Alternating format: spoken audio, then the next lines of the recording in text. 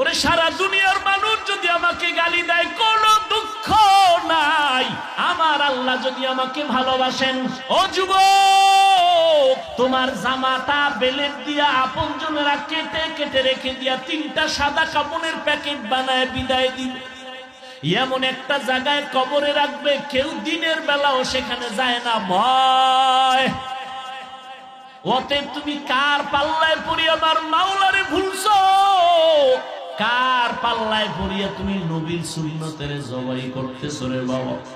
তুমি জানো নি তুমি যদি তার সাথে আঘাত লাগায় দাও, মোবাইলের নাম্বার ডিলিট করবে, পারলে তোমার কল্লাদারে দেহ থেকে ডিলিট করে দিবে। কেউ দুনিয়াতে আপন না রে বাবা।